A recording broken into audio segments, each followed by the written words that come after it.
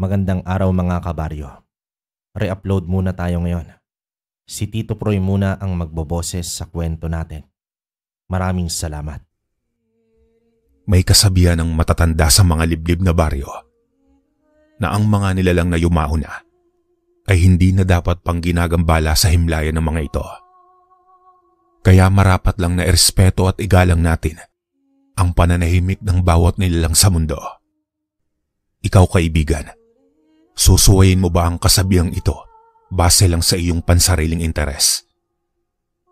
Halika at samahan mo akong magbalik tanaw sa nakaraang buhay ni Pilo na hango sa kanyang tunay na karanasan. Taong 1968, Santa Ana, Cagayan. Noong mga panahong ito ay kasalukuyan ako nagsasaka sa aming maliit na lupain, kung saan puro gawaing pang-agrikultura ang pangunahing pinagkakakitaan ng aming angkan. Sa ganitong paraan lang umiikot ang aking buhay, gawa ng minana pa namin ang ganitong hanap buhay sa mga ninuno ng aking ama. Bagaman ito na rin ang kinagisnang kong pagkakakitaan, kung kaya naman pinagyaman ko ang lupang ibinigay sa akin ng aking ama. Noong una maayos naman ang lahat at paunti-unti ko itong pinaunlad sa pamamaraang alam ko. Naniniwala kasi ako na dito sa aming baryo basta masipag ka lang sa sarili mong sakahan, 100% hindi ka makakaranas ng gutom. Napakahalaga rin ng bawat sentimong kinikita ko rito sa sakahan sa tuwing dumarating ang buwan ng anihan ng palay at gulay.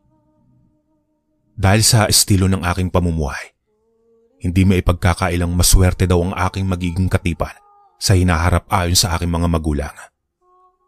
Bukod daw kasi sa masipag akong magtanim ng kung ano-anong binhi ng halaman na kapakipakinabang, may angking sinop rin ako pagdating sa paghawak ng sarili kong pera. Dagdag pa ng aking ama na maigi na raw ang may sarili akong ipon na pera kaysa umasa lang kung kani-kanino. Payo pa ng aking ina na sa estado ng aming pamumuhay, hindi lahat ng kadugo namin ay handang tumulong sa oras ng kagipitan. Ayon pa rito na ang pagiging responsableng lalaki na may sipag at dunong pagdating sa mga bagay-bagay ay hindi kailanman makakaranas ng gutom at pasakit sa buhay. Depende na lang raw ito kung sa papaanong paraan ko panghahawakan ang mga naiipong kong salapi. Ito ang tandaan mo, Pilo anak. Sa mga biyayang tinatamasa natin ngayon, walang masama kung tumulong ka sa mga kamag-anak nating hikaw sa buhay. Pero huwag mo rin kalilimutan na balang araw ay bubuo ka rin ng sarili mong pamilya. Kaya marapat lang na pag-ipunan mo ang kinabukasan ng iyong magiging pamilya. Tandaan mo anak, na kung minsan dumarating sa buhay ng isang tao na hindi lahat ng kamag-anak ay kamag-anak, hindi rin lahat ng kadugo ay kadugo na handang dumamay o magbigay ng tulong sa iyo sa oras na dapang-dapa ka na. At iyan ang katotohanan ng buhay natin sa mundong ito. Magkasunod na paliwanag ng Tatay Borek. Sa puntong iyon ay tumangulang naman ako sa mga sinabi ng aking ama at inunawa ko ang mga bagay-bagay na tungkol sa mga nais nitong iparating sa akin. Kaya naman sa bawat araw na dumadaan sa aking buhay, gumawa ako ng mabubuting bagay na sang-ayon sa kagustuhan ng aking mga magulang. Makalipas pa ang ilang araw, bahagya ako namang namata ng aking kaibigan at kababata na si Ambo. Isa ang kaibigan kong ito sa mga taong naging bahagi ng aking buhay na walang kasing kulit sa mga bagay-bagay na bago sa kanyang paningin. Kung saang-saang parte din ng aming baryo napapadpad itong si Ambo at malimit rin itong makialam sa mga bagay na wala namang kinalaman sa personal niyang buhay. Kung kaya naman palagi rin akong inaabisuhan ng Tatay Borek noon kapag kasama ko ito. Ayon dito, hindi magandang ehemplo itong si Ambo para sa akin. Bukod kasi sa malikot ang kamay nito sa mga bagay-bagay, taglay rin ito ang pagiging suwail sa kanyang mga magulang. Iyon bang kahit sabihan mo ito sa mga bagay na bawal gawin o puntahan ng isang tao, hindi ito magdadalawang isip na sumuway at gawin ang kanyang ninanais. Hindi naman naglaon ay dumating ang isang araw na nakita kami ng Tatay Borek na magkasamang naglalakad sa sentro ng baryo. Saan naman kayo galing ng kaibigan mong ito, Pilo? Ambo, iho, hindi naman sa pinagbabawalan ko kayong magsama ng anak ko. Pero sana lang huwag mong idamay ang aking anak sa mga kalokohan mo. Diretsahang tanong at paalala ng aking ama. Huwag po kayong mag-alala, Ma'am Borek. Wala naman ho kaming ginagawang masama at maayos na rin ho ako ngayon, hindi kagaya noon. Huwag po kayong mag-alala sa amin ni Pilo dahil hindi ko naman po siya ipapahamak. Magkasunod na paliwanag at katuwiran ni Ambo. Matapos namin makipag-usap sa aking ama, tumangulang naman ito at ipinaalala sa akin na bago tumalikod ang araw sa kalupaan, kailangan ay naroroon na ako sa aming pamamahay. Sa pagpapatuloy ng aming paglalakad sa sentro ng baryo, ngumitilan namang itong si Ambo. Ayon rito mukhang tumatatak na raw ang kanyang kakulitan sa aking ama. Gayon din sa iba naming kababaryo na nakakakilala rito. Ilang saglit pa ay bigla namang binanggit ni Ambo sa akin ang isang matandang lalaki na naninirahan roon sa may dulo ng baryo. Na kung tutuusin hindi na ito sakop ng aming baryo at malapit na ito sa paanan ng bundok. Ayon sa mga haka-haka ng mga taong naninirahan roon, may lahi raw ng aswang ang matandang lalaki. Kung kaya naman para makita ko ang kabuuang itsura ng sinasabi nitong matanda. Walang pagdadalawang isip namin itong pinuntahan, ayon na rin sa kahilingan ni Ambo. Nang marating namin ang kinaroroonan ng pinaghihinalaang aswang, tila wala namang bago sa lugar na iyon, kundi ang isang ordinaryong kubo na para bang niluma na ito ng panahon. Maya-maya pa habang pinagmamasdan ko ang buong paligid, bigla naman lumabas sa entradang pintuan nito ang isang matandang lalaki na pawang puti na ang mga buhok. Kung susuriin ko ang itsura ng matandang iyon, masasabi kong mukha itong ermitanyo at hindi isang aswang. Subalit nang mapansin ng matandang iyon na pinagmamasdan ko ang kabuuang itsura ng kanyang kubo, tumitig lang naman ito sa akin habang nagsasabi ng mga katagang gumulat sa aking kamalayan. Ano bang meron sa aking pamamahay, iyo? At tila titig na titig ka rito, may problema ba sa kubo ko? Isa pa mukhang taga-kabilang baryo kayo at tila hindi pamilyar ang mga itsura ninyo sa akin. Sabihin ninyo may maipaglilingkod ba ako sa gaya ninyong binata?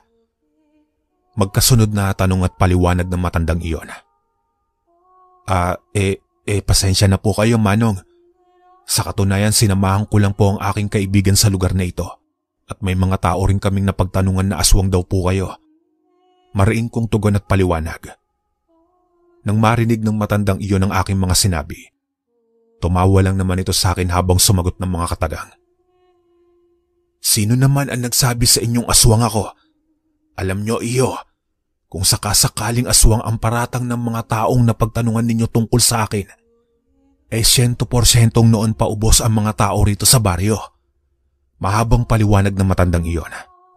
Dagdag pa nito ay matagal na raw niyang binabantayan ng baryong iyon kontra sa mga aswang na gustong manalasa rito. At ang totoo ay isa din siyang lehitimong albularyo na hindi alam ng kanyang mga kababaryo. Makailang beses na rin daw siyang ipinagtabuyan ng mga ito sa baryong iyon. Ngunit mas pinili pa rin ng matandang iyon na manatili sa kanyang lugar para sa seguridad ng mga tao laban sa banta ng mga amaranhig.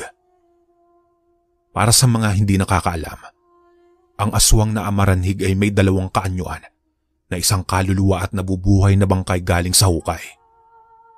Kusang nabubuhay ang mga ganitong uri ng nilalang sa oras na magambala ang lugar kung saan ito namatay o pinatay. May kakayahan din ang mga nilalang na ito na pumatay ng ordinaryong tao gamit ang mundo ng panaginip. Iyon bang sasakaling ka ng mga ito na 100% apektado ang katawang lupa ng isang tao? Tinawag na amaranhig ang ganitong aswang dahil sa kakayahan nitong bumangon at bumalik sa hinaharap. Kahit pa ilang taon nang nakahimlay ang kanilang katawang lupa sa hukay. Noong nabubuhay pa ang mga ganitong uri ng nilalang, isa lang silang tipikal na aswang. Pero kapag napatay na ang mga ito, dito na sila tinatawag na amaranhig. Dahil sa mga inilad sa akin ng matandang albularyo, bagya naman na panatag ang aking kalooban at nawala ang mga agam-agam kong aswang ang matandang iyon.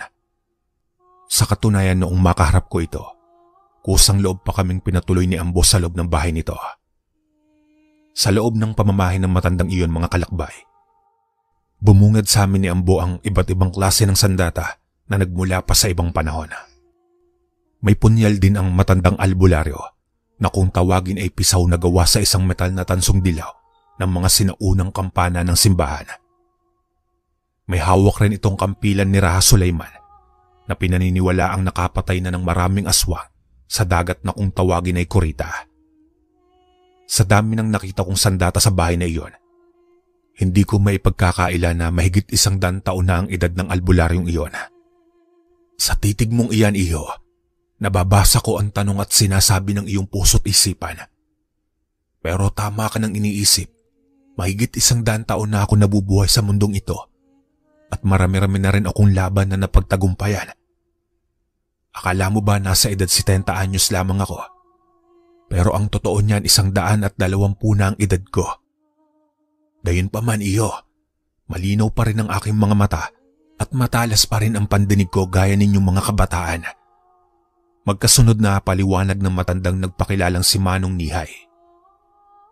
Dahil sa aking mga nalaman tungkol sa pagkatao ni Mang Nihay, hindi ko maitatanggi sa aking sarili na labis akong humanga rito. Sa loob-loob ko nga kung nasa 120 na ang edad nito, malamang sa malamang naabutan pa nito ang mga ninuno ng aking ama. Hindi naman nagtagal ay nagpaalam na kami ng maayos at mahinahon sa matandang iyon at bahagya akong napalingon kay Ambo. Dala ng labis itong kahiyan sa sarili. Aminado rin ito sa akin na maling impormasyon ang kanyang nasagap. Dahil kabaligtaran ang sinabi nitong aswang si Manong Nihay.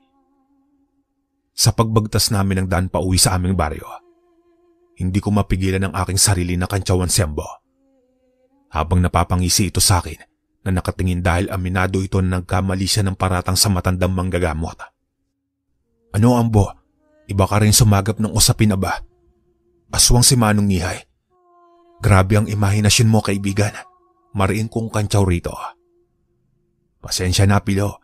Nadala lang ako sa mga maling haka-haka ng mga tao sa baryong iyon. Pero sabi pa ng mga taong nakausap ko roon, sa loob raw ng kakahuyan may isang pamilya daw talaga ng aswang ang pinatay roon. Mariing paliwanag pa ni Ambo. Ayan ka na naman sa mga sabi-sabi, kaibigan. Hindi mo ba alam na may kasabihan ang mga matatanda na ang mga taong naniniwala sa mga sabi-sabi ay walang bait sa sarili? Mariing kong tugon kay Ambo. Hindi naglao na ito mangulang naman itong si Ambo sa aking mga sinabi. Gayunpaman nang malapit na kami sa aming baryo, iginiit nito sa akin na pwede naman daw naming puntahan ang loob ng kakahuyan para lang mapatunayan na ang mga sinasabi nito sa akin ay pawang katotohanan. Maya-maya pa bigla naman akong tumango rito. Pero hindi ko sinasabing sumasang-ayon ako sa nais nitong mangyari. Napuntahan namin ang kubo ng pamilyang aswang na napatay. Ilang dekada na ang nakakalipas. Nang makita kami ng Itay Burek na magkasamang naglalakad, bigla naman itong napailing habang nagsasabi ng, "Mukhang galing kayo ni Ambo sa kabilang baryo. Tama ba ako, Pilo? Ano bang meron sa baryong iyon? At napasama ka na naman sa kaibigan mong gala, anak?" Magkasunod na tanong ng aking ama. Gayunpaman, imbes na sagutin ko ang mga tanong ng aking ama, walang kaabog-abog kong nabanggit rito ang pangalan ni Manong Nihay na siyang ikinagulat ng Tatay Burek. "Itay Burek, kilala ho ba ninyo si Manong Nihay? Pamilyar ho ba siya sa inyo?" Diretsahan kong tanong. "Si Manong Nihay baka mo, anak? Bueno, kilala siya ng aking ama. At sa katunayan ay hindi rin alam ng lolo mo kung saan lupalop nang galing ang matandang iyon. Pero ayon sa kwento ng tatay ko, hindi ordinaryong tao ang matandang iyon. Ngunit magaling raw itong albularyo." Magkasunod na paliwanag ng aking ama. Dagdag pa nito na totoo din daw ang mga inilahad sa akin ni Ambo tungkol sa isang pamilya ng aswang na sabay-sabay pinatay sa loob ng kakauyan na sakop ng baryo nila Manong Nihay. Wala rin makapagsabi kung sino ang pumatay sa pamilyang iyon hanggang sa nalimutan na lang ito ng mga tao roon. Dahil sa aking mga narinig mga kalakbay, bigla namang tumaas ang kuryosidad kong alamin kung ano ang tunay na nangyari sa lugar na iyon. Makalipas pa ang mga araw ay pinayuhan ako ng aking ama na huwag ko ng balaking pang pumunta sa lugar na iyon kung saan pinatay ang pamilya ng mga aswang. Sa mga sumunod pang mga araw, diretsahan ko namang kinumpronta si Manong Nihay.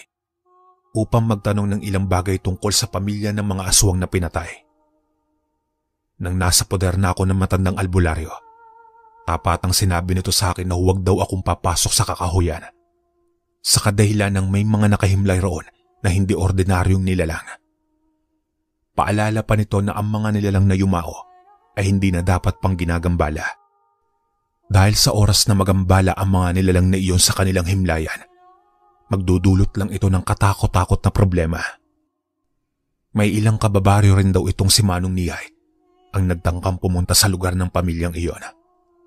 Subalit sa kasamaang palad, makalipas lang ang ilang araw ay namatay rin ang mga ito sa hindi maipaliwanag na kadahilanan. Dahil sa mga sinabi ni Manong Nihay, hindi ko maipagkakaila sa aking sarili na nakaramdam ako ng labis na hilakbot sa buo kong katawan at bahagya rin nanginig ang aking mga kalamnan ng mga oras na iyon. Kung ako sa iyo, Pilo, mas makabubuting ituon mo na lang ang sarili mo sa mas mga makabuluhang bagay. Kalimutan mo na rin iyo ang tungkol sa masalimuot na pangyayari sa buhay ng mga taong iyon at isipin mo na lang na hindi sila kaparte ng mundong ginagalawan natin. Magkasunod na paliwanag ni Manong Nihay. Hindi naglaon na itapatan ko ring sinabi kay Ambo. Nakalimutan na lang namin ang mga bagay tungkol sa pamilya ng mga aswang na pinatay sa baryo nila Manong Nihay.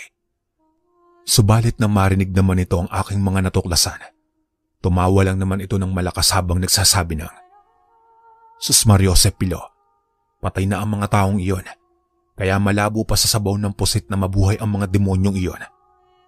Isipin mo nga aswang na pinatay sa loob ng mahabang taong nakahimlay. Mabubuhay ng ganun-ganun lang. Kung tutuusin, buto-buto na ang mga lintik na yon.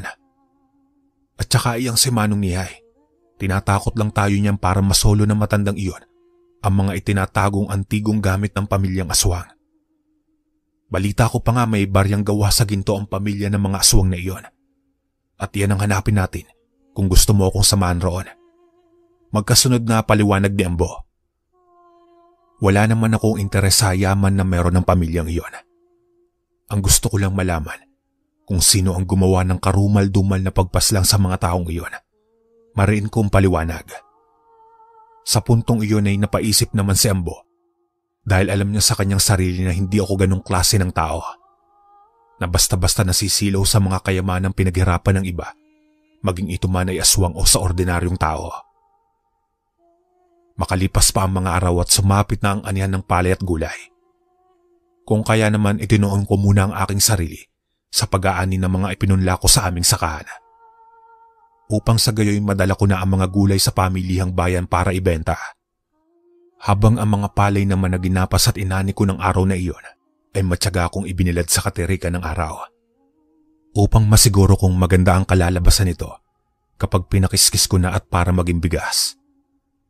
May ilang araw din kaming hindi nagkita noon ni Ambo, sa kadahilan ng naging abala ko sa aming sakan at sa pagbebenta ng mga sako-sako naming palay.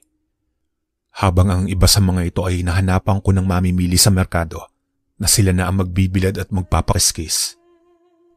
Ang lahat ng kinita ko sa aming mga pananim ay buong buo kong ibinibigay sa aking ina para sa aming mga gastusin sa araw-araw. Dahil sa nakasanayan na ng aking ina na hatiin ng aking kinikita sa 3 bahagi, kontento na ako dito. Naglaan rin ako ng pera para sa panibagong binhi sa susunod na taniman. Nang makaluwag-luwag na ako sa oras, muli akong binalikan ni Ambo para magdesisyon kung sasamahan ko ba siya sa loob ng kakahuyan. "Ano, Pilo, sasamahan mo ba akong pumunta at magukay sa paligid ng bahay ng mga aswang? Sabihin mo lang kung umaayaw ka na, para naman maisama ko ang iba kong kakilala na gustong kumita ng pera." Magkasunod na paliwanag ni Ambo. Dahil sa mga sinabi nito, dito na rin ako nagdalawang isip kung sasama pa ba ako sa lugar na yon. Gayong nagabili na sa akin ng Tatay Burek at Manong Nihay, nakalimutan ko na ang pagpunta roon. Pero sa isang sulok ng aking isipan, may mga bagay na nagtutulak sa akin na tumuloy ako roon. Hanggang sa sumapit ang 15 ng Marso noon, at sa kauna-unahang pagkakataon, sinuway ko ang habilin ng aking ama at ng matandang albularyo. Maaga pa lang ay pumasok na kami ng kakahuyan nang hindi namamalayan ni Manong Nihay. Sa pagbagtas namin ng daan patungo sa lugar na aming pakay, nakita namin ang malaking kubo kung saan pinaniniwalaan na pinatay ang pamilya ng mga aswang. Gayunpaman nang maihatid na kami ng kakilala ni Ambo, dali-dali naman itong lumabas ng kakahuyan. Sa pagmamasid ko sa lugar na iyon, tila wala namang bago at parang ordinaryong kubo lamang ito na niluma na ng panahon. Halos sira na rin ang kalahati nito na pawang hindi na pakikinabangan pa. Pero gaya ng aking inaasahan, nagkalat sa lugar na iyon ang mga lumang damit at mga antigong gamit sa pagluluto. May mga napulot rin si Ambo ng mga sinaunang barya na gawa sa pilak. Sa paghuhukay nito sa paligid, nakakita pa itong muli ng isang garapon na naglalaman ng mga gintong barya, na kung susuriin kong mabuti, masasabi kong galing pa ito sa panahon ng digmaan. Kung kaya naman ang makuha na ni Ambo ang kanyang pakay sa lugar na iyon, paalis na lang kami nang umalingasaw ang masangsang amoy na parang alimuom. Parang amoy ito ng isang bangkay na parang kakaahon lang sa hukay, na amoy amag na hindi ko maintindihan. Nang tuluyan na kaming makabalik sa aming baryo, binigyan ako ni Ambo ng halos kalahating peraso ng barya na nakuha nito sa loob ng garapon na gawa sa ginto. Ayoko sanang tanggapin ang baryang iyon, pero ipinagsiksikan ito ng kaibigan ko sa aking bulsa, sabay tumalikod na sa aking palis. Maya-maya pa nang mahugasan ko sa tubig ang mga baryang iyon at malinis, kaagad ko itong itinago sa aking damitan kung saan ako lang ang nakakaalam. Pero noong sumapit na ang dilim sa buong paligid, dito na ako nakaramdam ng mabigat na presensya. Kasabay pa nito ang mga nakikita kong nilalang na padaan-daan sa harapan ng aming pamamahay, na pawang ako lang ang nakakakita. Hindi ko alam kung ano ang nangyayari sa akin ng mga oras na iyon. Pero habang tinititigan ako ng mga nilalang na iyon, na pawang nanlilisik ang mga mata, ay tila parang mawawalan ako ng ulirat. Pilo anak, ano bang nangyayari sa iyo? At ang lamig naman ng paligid. Pero ang pagmumukha mo ay napakaputla at pinagpapawisan ka pa ng butil-butil sa noo. Diretsahan tanong ng aking ama. Itay, hindi ho ba ninyo nakikita ang mga taong nasa harapan ng ating bakuran? Ay no, Itay. 4 silang nakatitig sa akin. Patanong kong tugon sabay turo sa aming tarangkahan. Ano ba ang mga pinagsasasabi mo, Pilo? Aba dadalawa lang tayong naririto at ang nanay mo ay nag-aayos na ng higaan. Mariing paliwanag ng aking ama. Dahil sa hindi nakikita ng aking ama ang mga nilalang na nakikita ko, kaya minabuti ko na lang na iwasan ang tingin ng mga ito sa akin. Makalipas pa ang ilang segundo ay mas lalo akong nakaramdam ng bigat ng aking katawan. Gayunpaman nang pumasok na kami ng Tatay Borek sa loob ng aming pamamahay, bigla naman naglaho ang mga nilalang na iyon. Kung kaya naman ang buong akala ko ay maayos na ang lahat dahil wala na ang mga nilalang na iyon. Subalit nagkamali ako nang matulog na kami ng aking mga magulang dahil dito na nagkandaletse-letse ang lahat. Wala pa mang 30 minuto akong nakakatulog. Paisa-isa ko nang nakikita sa aking panaginip ang pagmumukha ng mga taong iyon. Pawang mag-asawa ang mga ito na may kasamang isang batang lalaki at babae na pare-parehong sunog ang kalahating muka, tapos ay tad-tad rin ng maraming saksak sa katawan. Ginambala ninyo ang matagal na naming pananahimik sa aming himlayan. Kaya pagbabayaran ninyo ang inyong kalapastangan sa aming mga katawan. Isasama namin kayo sa aming himlayan kasama ang mga taong pumatay sa amin. Magkasunod na tugon ng lalaking iyon sa aking panaginip. Wala akong ninakaw na pag-aari ninyo pakiusap. Kung ninakawan kayo ng kaibigan ko, hindi ko iyong kagustuhan. Mariing kong paliwanag habang sumisigaw na nakapikit. Maya-maya pa bigla ko na lamang naramdaman. Napilit akong ginigising ng aking ama at marahan akong tinatapik ng mga oras na iyon. Naramdaman ko rin ang malakas itong sampal, kung kaya naman bumalik ang wisyo ko sa katawan. Ano bang pinagsasasabi mo, Pilo anak? Ano ang ninakaw nyo at sino ang kasama mo? Pasigaw na tanong ng aking ama habang nakatitig ako rito.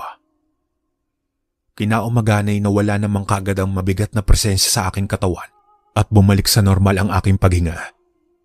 Hindi gaya noong gabing natulog ako na para bang dinadaganan ako ng isang batibat na nilalang. Maya-maya pa ay bigla naman akong sinabihan ng aking ama napupuntahan namin si Manong Niyay upang masuri ako nito kung ano bang klase ng nilala ang gumagambala sa akin. Nang marating namin ang pamamahay ng matandang albularyo, sa bukana pa lang ng tarangkahan nito ay walang kabog-abog itong nagsalita sa amin ng aking ama ng mga katagang. Hanggang dyan na lang kayo at bawal kayong mag-ama sa loob ng aking pamamahay. Alam ko na rin ang pakay ninyo sa akin.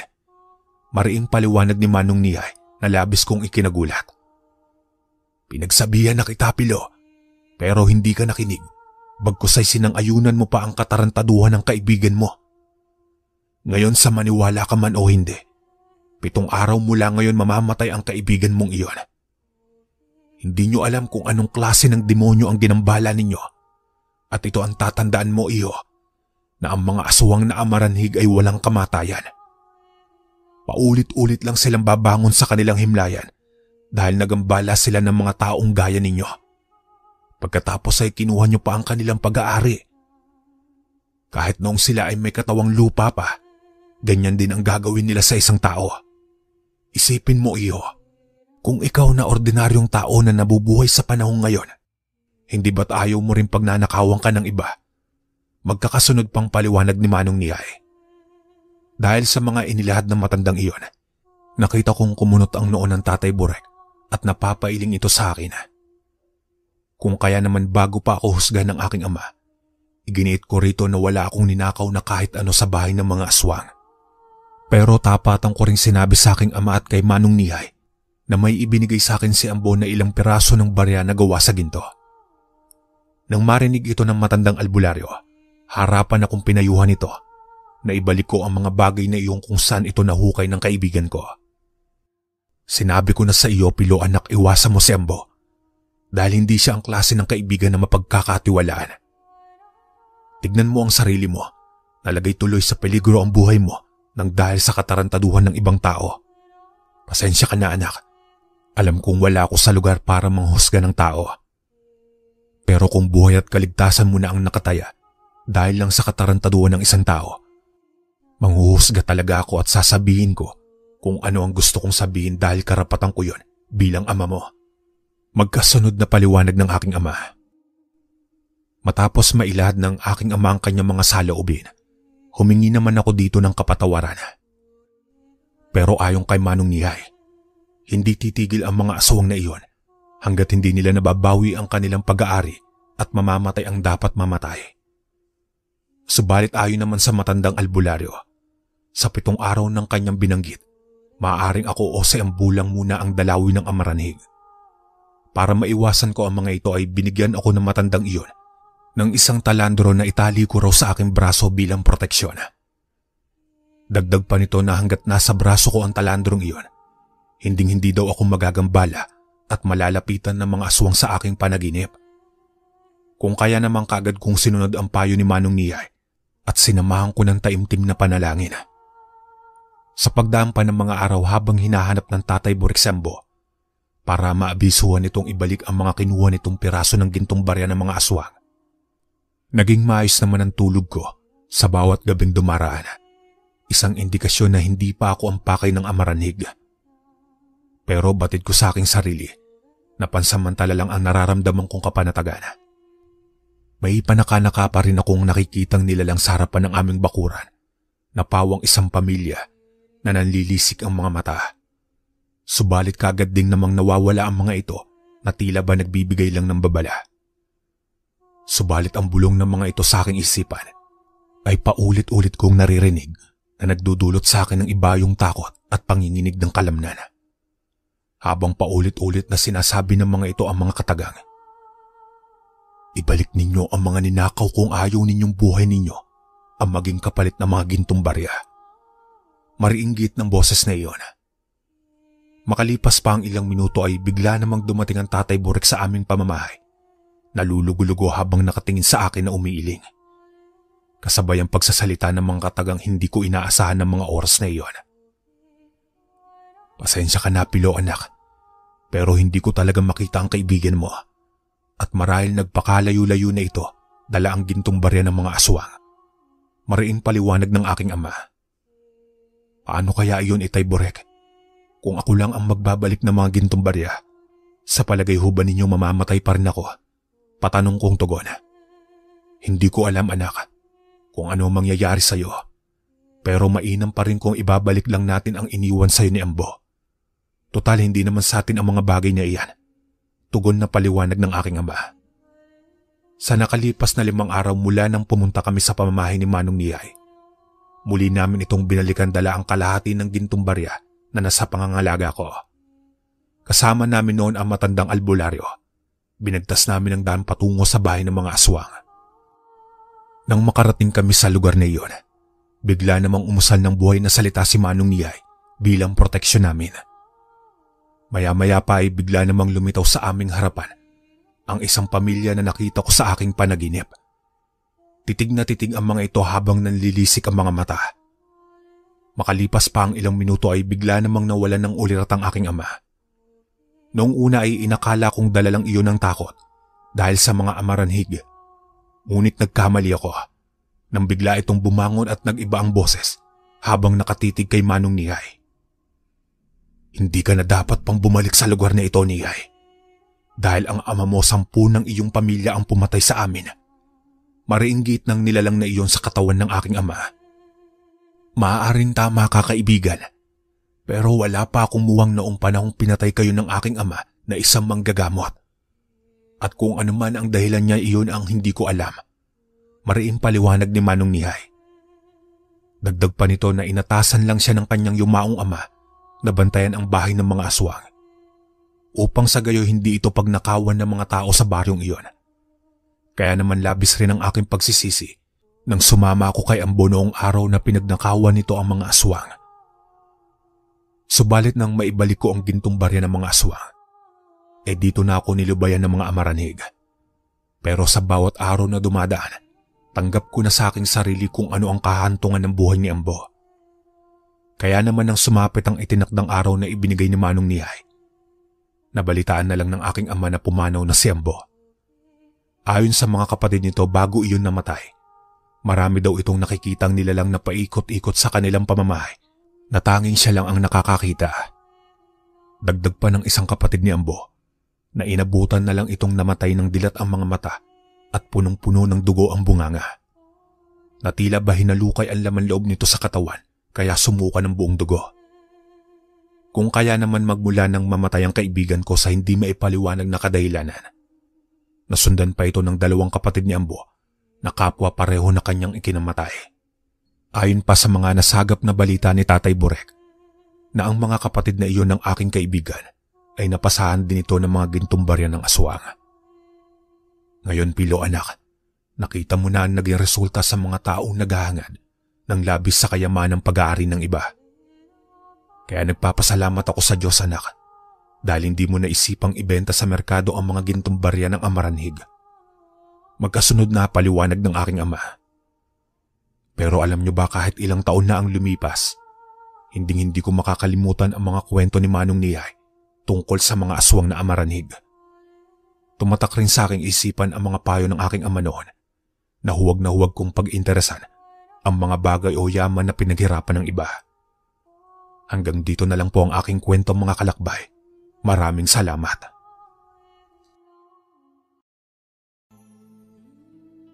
Nakakita ka na ba ng prosesyon sa buong buhay mo? Ang tinutukoy kong prosesyon ay ang pagpaparusa ng engkanto sa mga aswang na kung tawagin ng mga albularyo ay prosesyon ng Erosanto. Ating balikan ang nakaraang buhay ni Bibot base sa kanyang tunay na karanasan.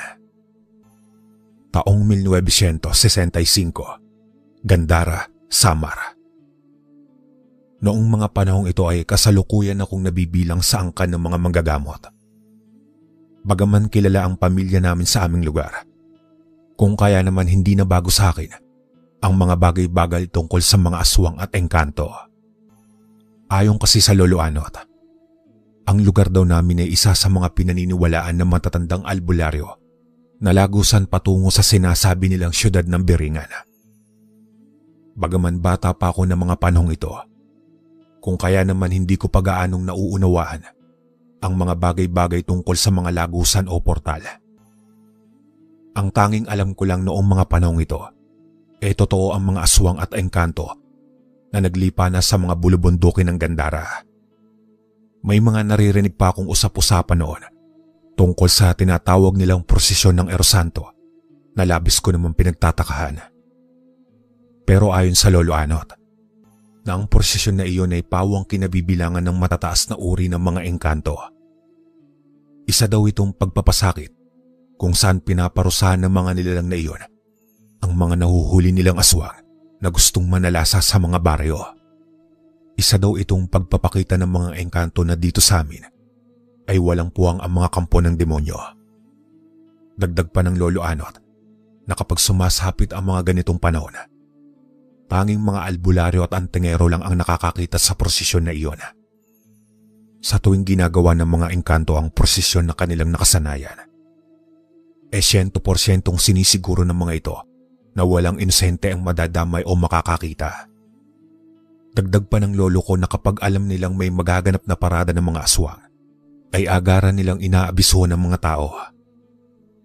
Dahil sa mga inilahad ng lolo ko, aminado kong tumaas ang kuryosidad ko na makakita ng mga aswang na pinahihirapan ng mga engkanto.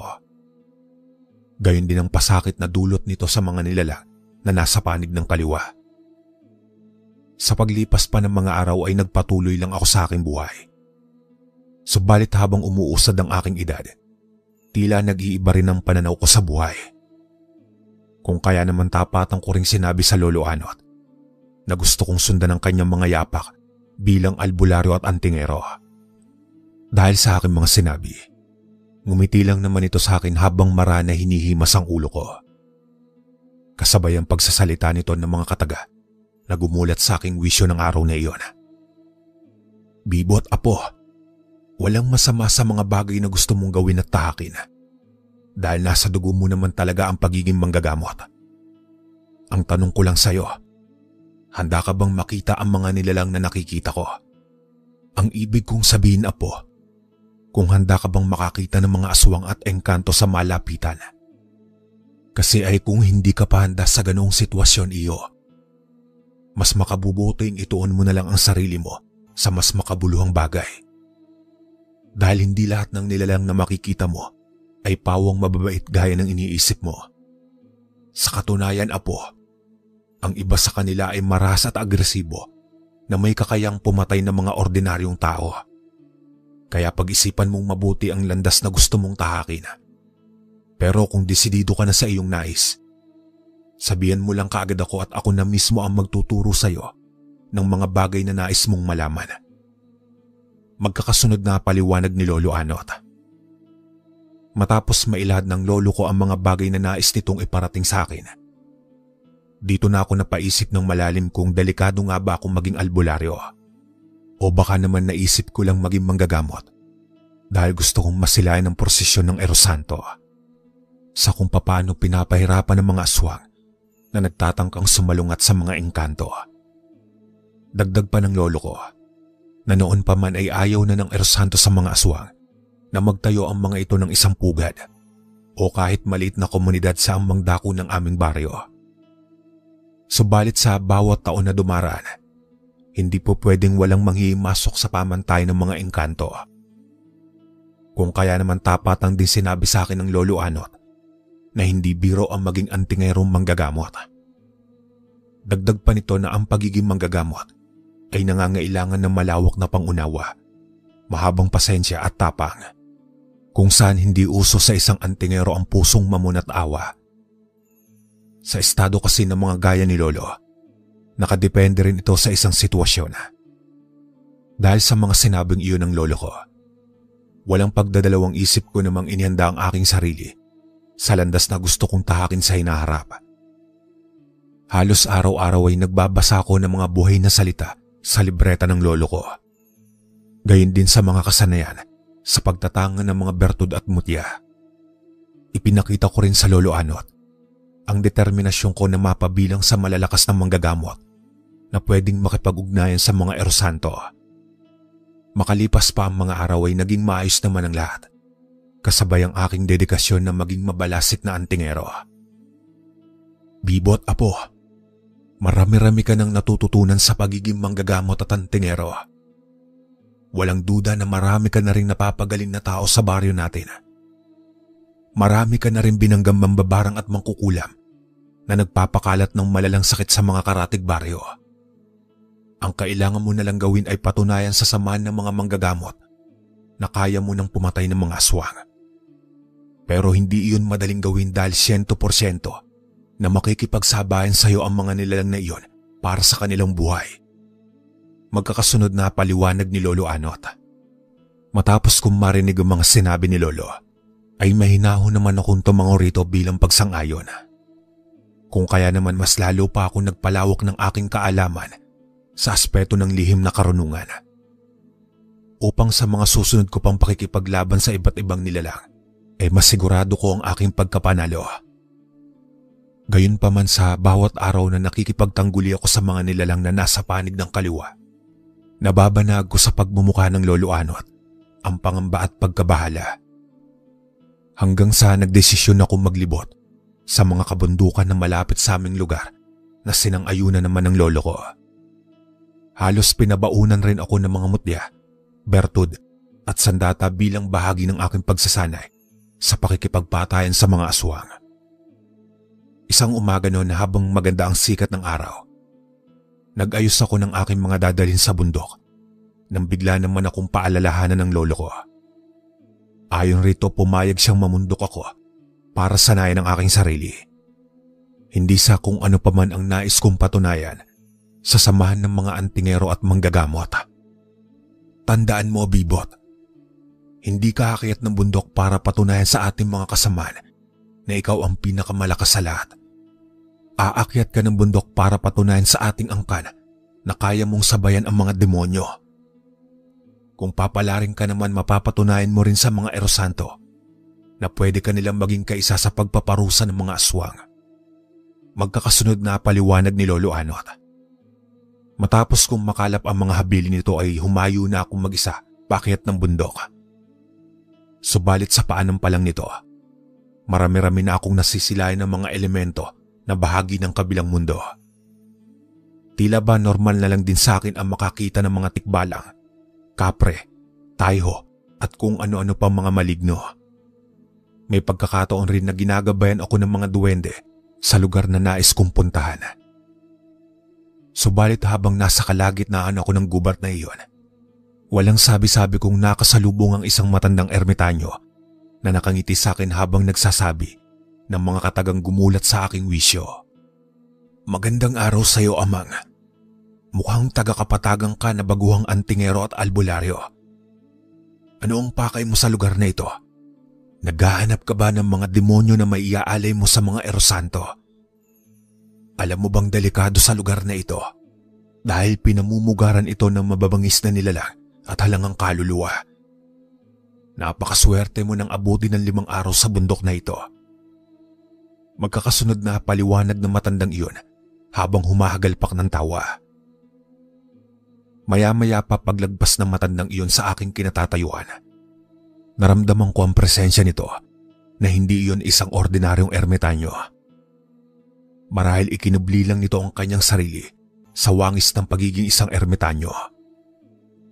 Sa marahang pagpiling ng aking leg, bigla naman akong napatras ng tumagos ang matandang iyon sa isang matayog na puno ng balagon. Kung kaya naman aminado ako sa aking sarili, na bahagya akong ginapangan ng hilakbot sa bukong katawan. Makalipas pa ang ilang minuto, napansin ko na lang na may 5 oras na pala akong paikot-ikot sa masukal na kakahuyan ng gubat. Kaya naman sa tuluyang pagtalikod ng araw sa kalupaan, dito na ako nakaramdam ng iba't ibang presensya. Higit sa lahat ng bumalot ang dilim sa buong paligid na nagpakaba naman sa akin. Habang tanglaw ko ang maliit na apoy sa buong paligid ng kakahuyan, ganun na lang din kahigpit ang hawak ko sa aking sundang. Kasabayang kung ano-ano ng huni ang naririnig ko habang patuloy na lumalalim ang gabi, na sinasabayan pa ng mga pag-angil na tila ba napakalapit lang ng mga nilalang na iyon sa kinaroroonan ko. Sa paggalaw ng mga puno, nahipa ng malamig na hangin ang aking mga mata. Kusa naman itong pumikit sa labig ng paligid. Ilang minuto pa ang lumipas, bigla naman akong ginising ng isang matinis na boses habang may mga kamay na tumatapik sa aking balikat. "Gising binata, gumising ka." Pabulyaw na gising ng taong iyon. Sa marahang pagmulat ng aking mga mata, tumambad sa akin ang mga nilalang na may dilaw na mata. Habang nakapalibot ang mga ito sa aking hinihigaan ng mga oras na iyon, walang paligoy-ligoy akong tinanong ng mga ito kung ano at sino ako. Gayunpaman nanatili lamang akong walang imik habang nakatitig sa mga ito. Pero sa pagsulyap ko sa likuran ng mga ito, nasipat ko ang mga apat na nilalang na nakagapos, na tila ba nabihag ng mga ito at nanlilisik ang mga mata na animoy magliliyab sa kapulahan. Kung kaya naman napagtanto ko sa aking sarili na marahil ang mga naririnig kong pag-angil ng pagmamakaawa bago ako nakatulog ay galing sa mga nilalang na nakagapos.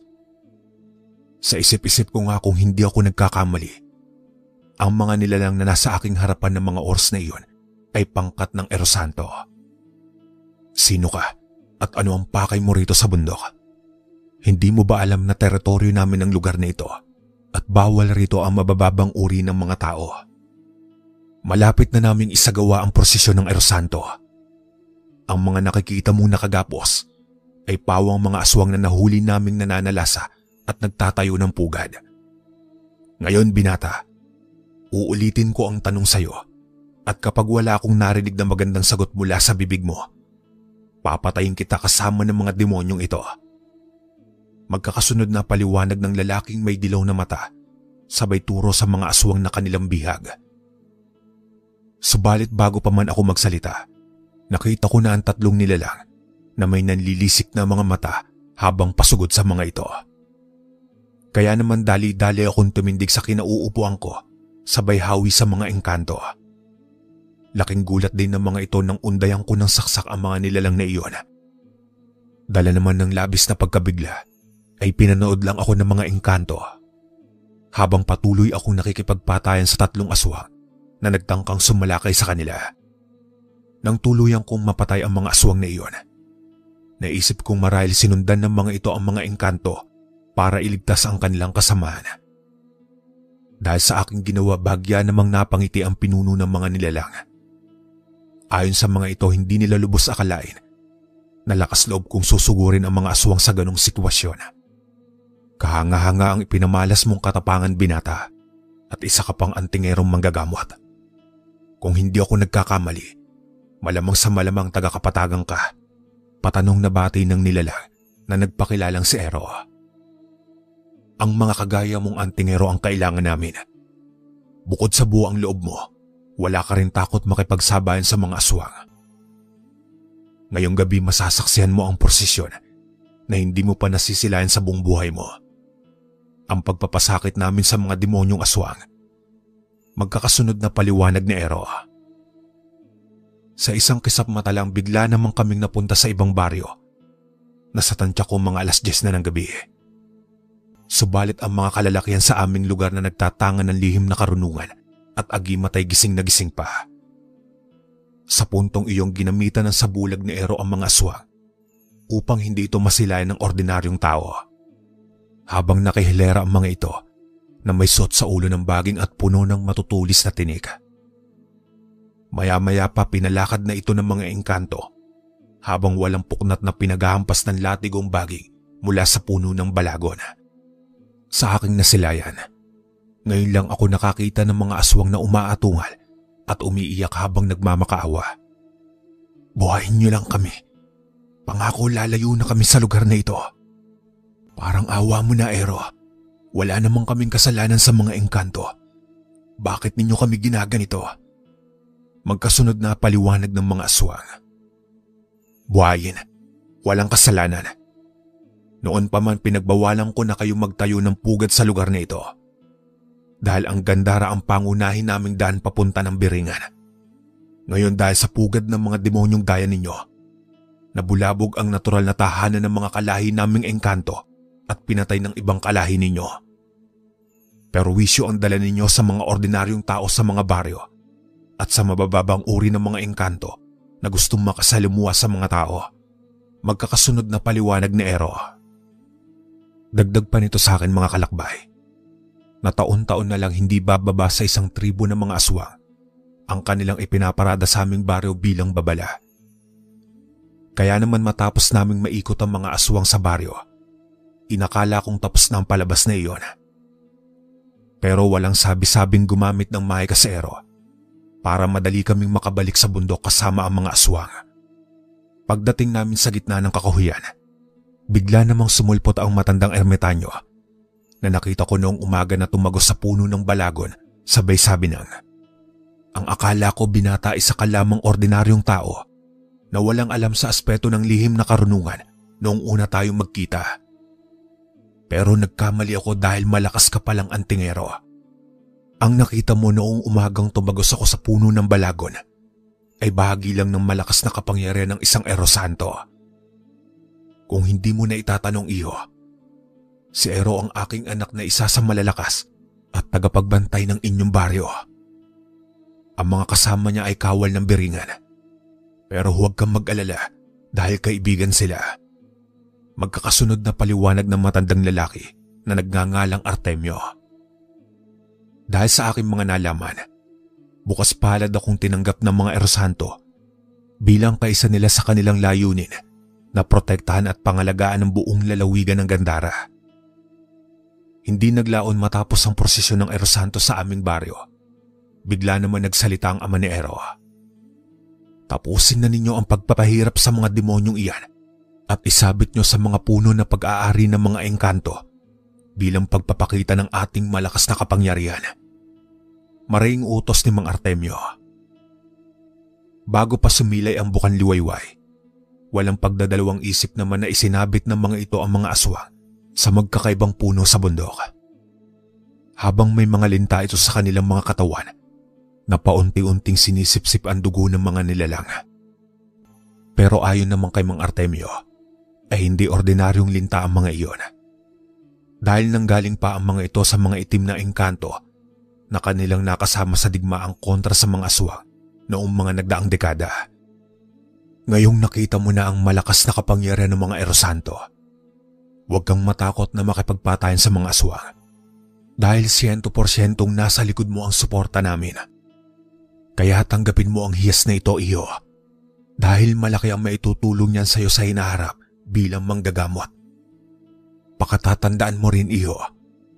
Sa oras na may makaengkwentro kang ibang pangkat ng mga engkanto, ipakita mo lang niya at tutulungan kanila kapag nasa alanganing kang sitwasyon. Magkakasunod na paliwanag ni Mang Artemio. Sa tuluyang kong paglabas ng kakahuyan, mahinahon naman ako nagpaalam kay Ero at Mang Artemio na uuwi na muna ako pansamantala. Pakiramdam ko ng mga oras na iyon ay napakarami kong nasilayan at napuntahang kasama ang mga engkantong Erosanto. Sa isang iglap lang ay nagkaroon din ako ng natatanging hiyas ng mga ito na may pangkalahatang gamit. Hindi lang bilang proteksyon, kung hindi magagamit ko rin sa panggagamot. Sa tuluyang kong pagbabalik sa aming pamamahay, napansin kagad ng Lolo Anot ang suot kong kwintas na may palawit na hiyas ng mga Erosanto. Maya-maya pa bigla naman itong lumapit sa akin habang pabulong na nagsasabi ng, nakita kita sa prosesyon ng Erosanto, Bibot. Hindi ba't magandang masilayan ng malapitan ang pagpapasakit ng mga aswang? Habang ang mga kasama mong engkanto ay tila nagbalat kayong mga tao na may hilay-hilang lubid at nakatali ang mga aswang na nasa wangis ng mga kambing at tinahampas ng baging. Ganyang kalupit ang mga Erosanto sa tuwing may nagaganap na parada. Ang lahat ng nadadaanan ninyong kalalakihan noong gabi ay pawang mga antingero, albularyo, bertudes at magmumutya. Lahat kami apo ay may mataas na antas sa aspeto ng lihim na karunungan. Kung kaya nakikita namin ang totoong wangis ng mga aswang at engkanto. Magkakasunod na paliwanag ni Lolo Anot. Dagdag pa nito na masero siya para sa akin na kamit, bunga ng pakikipagsapalaran ko sa bundok. Bukod kasi sa naging kaisa ako ng malalakas na uri ng mga engkanto, nakuha ko rin ang malaking tiwala ng mga ito. Subalit ang higit na hinangaan sa akin ng lolo ko ay ang ipinagkaloob ng mga ito na isang klase ng makapangyarihang hiyas. Kaya naman pinayuhan ako ng Lolo Anot Napag-ingatan ko ang hiyas na iyon at huwag kong iwawaglit sa aking katawan. Sa mga sumunod pang araw, naisipan kong maglibot sa mga karatig baryo upang alamin kung may mga aswang ba na namumugad sa mga ito. Sa paglilibot ko sa mga baryo, tila hindi mga aswang ang aking nasisilayan, bagkus mga engkanto o iyon bang engkantado na kalahating tao. Sa pagpapatuloy ng aking paglalakad, bigla naman akong hinarang ng 3 kalalakihan sa ikatlong baryo na aking pakay. Habang kitang-kita ko sa pagmumukha ng mga ito ang kapula ng kanilang mga mata. Pero base sa aking nakikita, tila may pinangangambahan ang mga ito habang marahan na nagtatanong ng, "Ikaw ba si Bibot, ang antingerong manggagamot na galing sa ikatlong baryo? Kung ano man ang pakay mo rito sa amin ay kalimutan mo na. Isang paalala lang kaibigan, hindi kami tumatanggap ng panauhin sa aming baryo. Dahil abala kaming lahat sa pagsasaka sa kanya-kanya naming lupain. Tahimik ang baryong ito at wala kaming piniperwisyong tao. Isa pa ayaw naming masangkot sa anumang kaguluhan sa pagitan ng mga mapansamantalang engkanto at aswang." Magkakasunod na paliwanag ng mga lalaking iyon. "Kaibigan, hindi ako nagpunta rito para makipagpatayan. Narito ako para mag-abiso. Nalisanin na ninyo ang inyong baryo bago pa kayo matunton ng mga engkantong erosanto." Mariin kong paliwanag. "Sa tingin mo ba may tatanggap na baryo sa amin gayong may dugo kami ng aswang? Uulitin ko sa iyo, antingero. Nagtayo kami ng pugad malayo sa mga tao. Hindi para manalasa o pumatay ng mga inosente. Kaya walang rason ang mga erosanto para ipagtabuyang kami na parang mga aso. Dahil bilang kinatawan ng baryong ito, alam ko kung saan kami lulugar at kontrolado ko ang aking nasasakupan. Pero kung gagamitan nila kami ng dahas para sa kanilang pamantayan, ngayon pa lang sasabihin ko na sa iyo na makikipagpatayan kami sa mga engkanto kung kinakailangan." Magkakasunod na paliwanag ng matandang aswang. Sa puntong iyon napaisip naman ako, sapagkat may punto rin ang mga pinuno ng mga aswang na iyon. Pero gaya ng aking inaasahan, nakarating kay Mang Artemio ang pakikipag-usap ko sa mga aswang na sarot. Dahil sa pangyayaring iyon, bigla naman ako nagkaroon ng agam-agam sa pinuno ng mga engkanto. Sa pagbabalik ko sa aming pamamahay, inabutan ko ron si Mang Artemio kasama ang mga kawal nito at si Ero. Habang si Lolo Anot naman ay nanatiling walang imik habang nakatitig sa akin ang mga engkanto na nasa wangis ng ordinaryong tao. "Kamusta ka na, Bibot? Nabalitaan ko sa mga elemento na may natuklas ang kampugad ng mga aswang na sarot. Ang tanong ko lang ay kung bakit hindi mo ito ipinaalam sa amin bilang kaisa mo. Nagbago na ba ang pananaw mo at nagiging matimbang na sayo ang mga aswang?" Magkasunod na tanong at paliwanag ni Mang Artemio. Dahil sa inilahad ng matandang engkanto, mahinahon naman akong nagpaliwanag rito para sa saloobin ng mga aswang.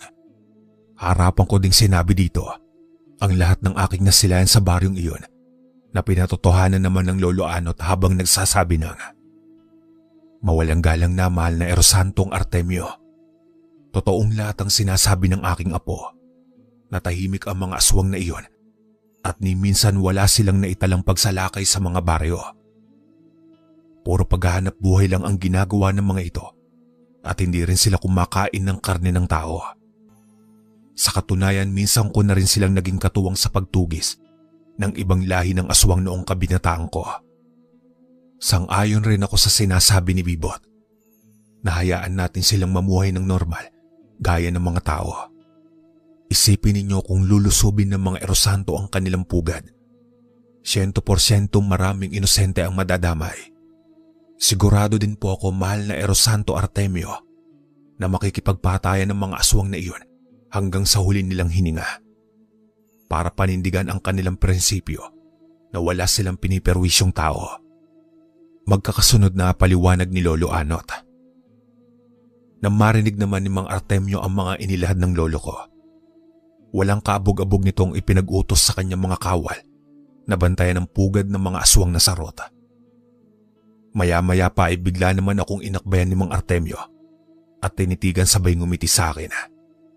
Habang nagsasabi ng mga katagang gumulat sa aking wisyo ng mga oras na iyon. Akala ko noong una kitang makita, Bibot, halang rin ang kaluluwa mo. Pero nagkamali ako dahil kahit pumapatay tayo ng mga aswang at pinuporsisyon ng mga ito, may busila ka pa ring puso. Noong kabataan ko bilang erosantong engkanto, sinubukan ko ring mamuhay ng normal kasama ang mga ordinaryong tao at mga aswang. Pero napagtanto ko sa aking sarili na hindi pala lahat ng aswang ay demonyo. Hayaan mo bilang pinuno ng mga erosanto, bibigyan natin ng pagkakataon ng mga sarot na mamuhay ng normal gaya ng mga tao.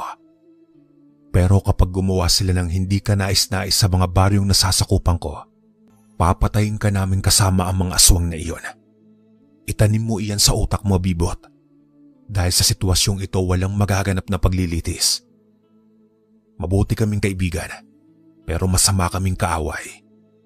Ang lahat ng antingero at albularyo nagtraidor sa amin ay pinatay naming lahat. Magkakasunod na paliwanag ni Mang Artemio sabay himas sa ulo ko. Matapos kong marinig ang mga sinabi nito, mahinahon naman ako nagpahayag ng aking pagsang-ayon na kapag sumira ang mga aswang na iyon sa kanilang prinsipyo, ako na mismo ang tutugis sa mga ito para parusahan at iparada sa buong baryo ng Gandara. Makalipas pa ang mga araw, nakipagtulungan naman ang mga sarot na mahuli ang mga aswang na balbal at mga alok na pasimpleng nagdanakaw na mga patay sa may sementeryo. Maging ang mga umagob noon na harap-harapan kong nakawin ang nakaburol sa lamay ay tinugis namin ni Ero ng walang pag-aalinlangan. Kung noon tuwing Biyernes lang ng gabi isinasagawa ng mga erosanto ang prosesyon sa pagitan ng alas 8 hanggang alas 10, ngayon ay 3 beses na sa isang linggo ang parada ng mga aswang. Dumarating din kami sa punto na iba't ibang lahi ng mga aswang ang aming pinuprosesyon sa mga baryo kasama ang pangkat ni Ero. Nariyan ang mga tiktik, paraduno, mangalok, balbal at kung ano-ano pang klase na mapagsamantala sa mga tao, buhay man o patay. Pero alam nyo ba, ang pinakamalaki naming aswang na isinalang sa prosesyon ng Erosanto ay ang kumaw na kalahating aswang at halimaw na kumakain ng mga bata. Nahuli namin ang nilalang na iyon sa isang yungib habang may pinupulutan na daliri at braso ng isang walang kamuwang-muwang na batang katutubo. Kung kaya naman sa galit noon ni Mang Artemio sa nilalang na kumaw, matapos namin itong iparada sa mga baryo, doon ko rin nakita ang bangis ng isang matandang erosanto nang pagpira-pirasuhin nito ang aswang na iyon. Dahil sa bangis ng erosanto sa pagpaparusa ng mga aswang, nalaman ko sa pangkat ng sarot na nagsilikas na ang iba't ibang lahi ng aswang sa mga bulubundukin ng Gandara. Kung noon ay talamakang nakawan ng patay sa mga sementeryo at lamayan, ngayon kahit walang bantay ang mga ito, nasisiguro na namin ang kaligtasan ng mga yumao.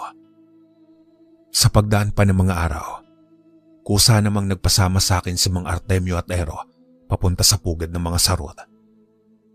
Subalit sa pagdating namin sa lugar na iyon, bagya naman nagkaroon ng tensyon.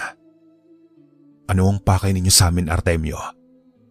Kilala kita bilang berdugo ng mga aswang. Wala kaming atraso sa inyo at wala kaming piniperwisyong tao. Patanong na bati ng matandang sarot. Maghunos dili ka, Arturo. Hindi kami nagpunta rito para makipagpatayan o makipag-ubusan ng lahi. Narito kami bilang kaibigan at nagpapasalamat ako sa tulong ninyo. Nakakaawa man ang mga aswang na isinalang namin sa prosesyon ng Erosanto. Pero kailangan namin gawin kung ano ang nararapat para sa kapakanan ng marami. Magkasunod na tugon ni Mang Artemio. Awa. Bakit kami ba naawa sa mga kapwa naming aswang? Tandaan mo, Artemio, marapat lang sa kanila ang bitayin. Dahil sa dami na ng biniktima nilang tao, bata man o matanda, buhay man o patay. Kaya huwag mong hayaang bumaba ang respeto ko sa mga Erosanto kung pakikitaan mo ng awa ang mga aswang na iyon. Dahil baka hindi na berdugo ang itawag sa iyo, Artemio. Magkasunod na paliwanag ni Mang Arturo. Hindi naman naglaon mga kalakbay. Nagpatuloy naman ang pakikipagtulungan ng mga sarot sa pangkat namin ni Ero. Halos gabi-gabing umiikot ang mga ito sa mga baryo at kakahuyang bilang mga dambuhalang aso. Sa paglipas pa ng taon, ipinagpatuloy ko ang aking pagiging manggagamot sa aming baryo gamit ang hiyas ng mga Erosanto. Kahit hindi na ako gaanong kaaktibo sa prosesyon ng Erosanto, patuloy pa rin itong pinaiiran nila mga Artemio at Ero bilang babala sa mga aswang na mag-aasik ng kademonyoan sa mga baryo. Gayunpaman sa pag-usad ng aking edad, patuloy na nagsalinlahi ang kwento ng matatandang antingero at albularyo sa aming lugar. Lalong-lalo na ang tungkol sa isang parada na minsan kong nasilayan sa buong buhay ko simula nang magtangan ako ng lihim na karunungan. Walang iba kung hindi ang prosesyon ng pagpapasakit sa mga aswang na tinatawag ng mga ito na prosesyon ng Erosanto. Hanggang dito na lang po ang aking kwento mga kalakbay. Maraming salamat.